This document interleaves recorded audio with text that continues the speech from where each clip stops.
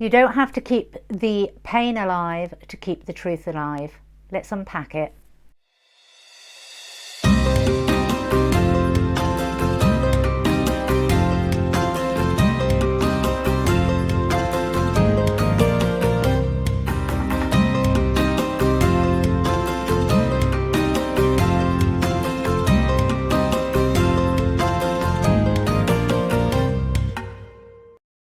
Hi and welcome to Oaklaw Door. For those of you that don't know me, my name is Claire Attio.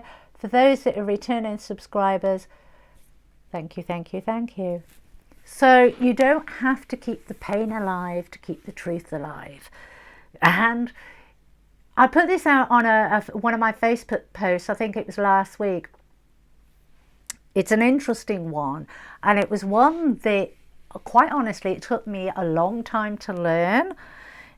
I would spin those plates in my head and I would relive the pain of what I'd gone through over and over and over again.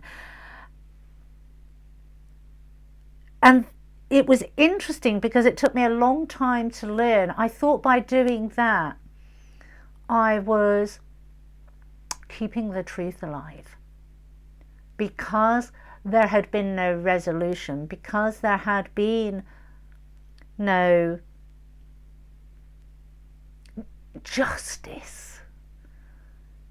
I felt I needed to keep doing that to keep the truth alive, because one day it would be seen, one day it would be recognized, one day I would be vindicated.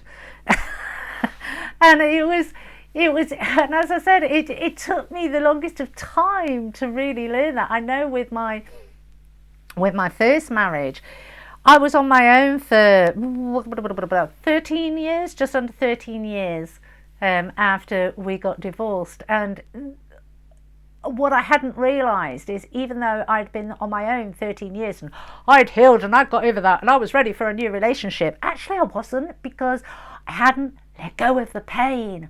I hadn't released it. I was torturing myself with it day in and day out. I was replaying it in my mind, keeping the truth alive, keeping the truth of what happened, keeping the righteousness of the situation. And what I was actually doing is I was being and playing the victim. Had I been a victim from the circumstances when they happened? Absolutely I had been. But for 13 years, I continued to play that victim. And when I say that, I don't mean in the sense that every day I was going, oh, woe me, but in my mind, in my energy, in my emotions, I was still playing that out. I had not received an apology. I'd not received the truth. And that put me on this, I put myself on this righteous pedestal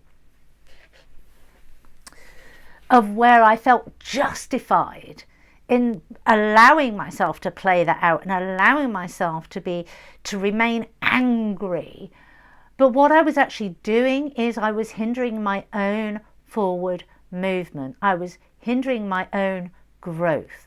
I became stuck and stagnant in that cycle. This is why I'm doing this video, because I have seen time and time again people go through horrific situations that they should never have been a victim of. But then they get stuck there.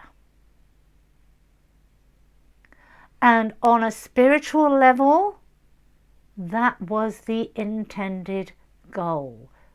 The intended goal wasn't what was actually done. The intended goal was to get you stuck, so that you didn't move forward, so that you didn't gain that connection to yourself, to who you are as a soul being. Because who you are as a soul being is very powerful. And when and if you ever do step into that, you create such a vibration and such a ripple effect that will help and assist others go through the process and to grow and to evolve. Whilst we trap ourselves in the paradigm of believing that we need to keep that pain alive, to keep the truth alive, why we're keeping ourselves stuck in that, why we're still in that self-righteous, this happened to me, this shouldn't have happened to me, why we are, and we have to take responsibility for this, we are spinning those plates. The person that did X, Y and Z, they're long gone. They are long gone. And maybe if you're very lucky, sometime in this physical form, you may get an apology, you may get an acknowledgement of what happened, you may get that vindication that you so desperately sought, but you may not. And it's giving yourself permission to go, that was effing horrendous. Nobody should have to go through that. But that is not defining who I am. That is not stopping me from moving forward. That is not keeping me stuck in a hurtful, painful cycle where I make bad choices because I'm still in pain. It's powerful and it's profound. But when you can make the decision, when you can step into the energy of seeing that for what it is, and it was in many, many incidences intentional on a spiritual level to hold you back, to hold you in a cycle where you start to press your own self-destruct buttons, because who you are as a soul person is massively important to raising the consciousness of the collective, of raising the vibrations and the resonance of the planet. What better way to stop ascension? What better way to stop humanity growing? What better way to keep humanity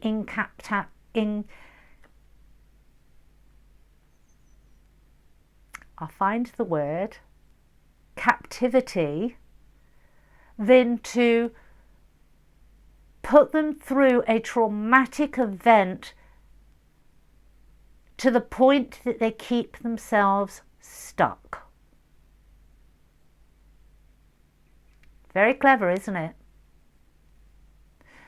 The choice you have to make, if you identify yourself as one of those people, am I going to allow that to happen, to continue, or am I going to make the changes? Am I going to do the healing that is needed so that I can start to move forward, so that I can break this cycle, so that I can get to learn who I am as a soul being and the unique powers that I carry that will interlock with other powerful beings to create monumental positive change on this planet.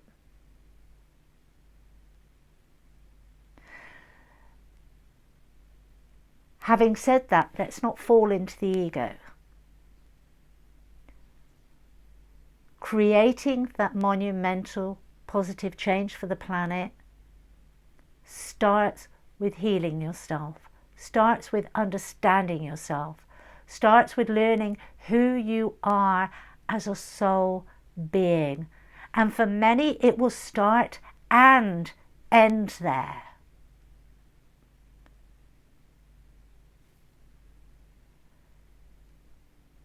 It's being able to recognize that, being able to give yourself the self-value and the self-worth to understand that your existence on this planet at this time is of significance.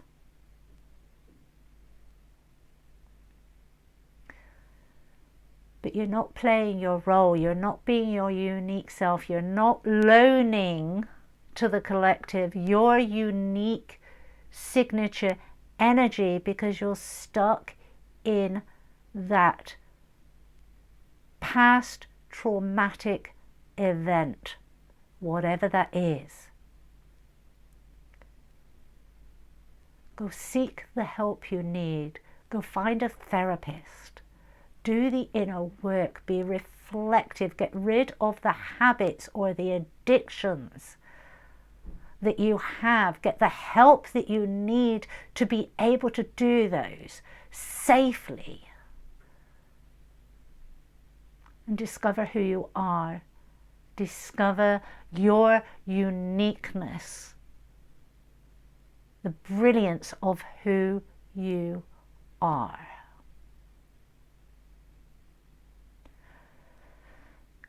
We do not need to carry the pain to keep the truth alive. The truth will always live within you.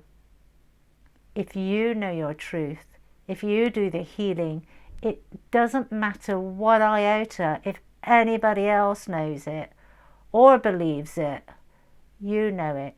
You're being authentic. You're being true to yourself. You no longer seek that exterior validation. You know what is right for you. You know your truths. You know what you've been through. And it doesn't matter.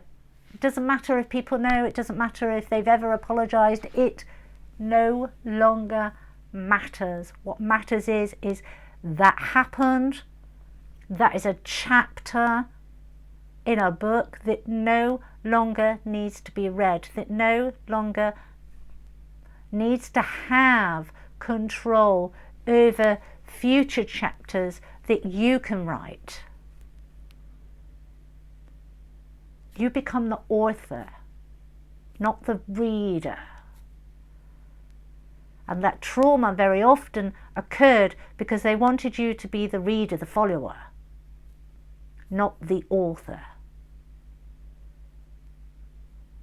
Beautiful energies were recognized within you from a young age, and so you were targeted. And this is all going on an energetic, subconscious level. Let's not go into the whole conspiracy theories, and I'm sure some of them are true. I'm not even kind of going to go there, but let's just kind of take those out of the way, because then that we can kind of feed into psychosis, and I don't want to take anybody down that road. Let's look at this as a spiritual, energetic occurrence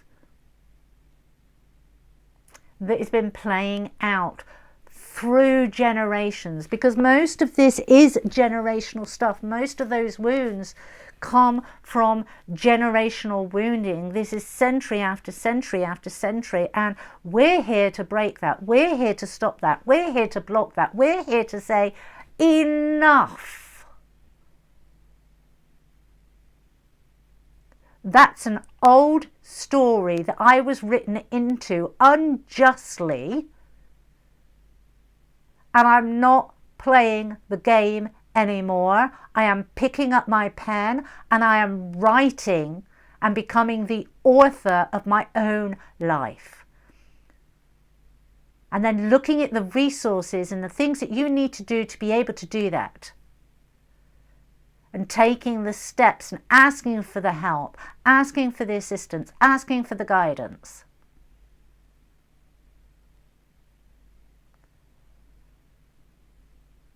That's where we're going. That's where we need to be going.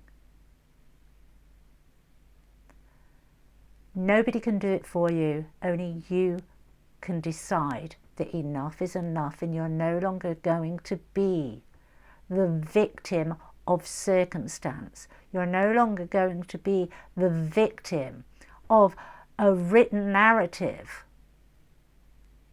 that was written by somebody else. You are no longer going to be the victim of dysfunctional family or a dysfunctional upbringing. You are no longer going to be the victim of hurt people hurt people.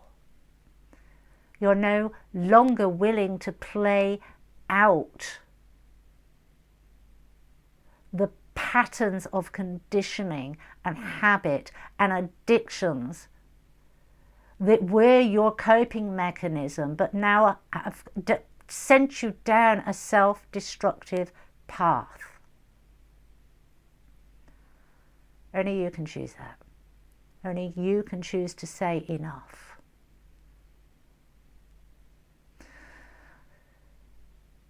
I hope that has given you a little bit of understanding.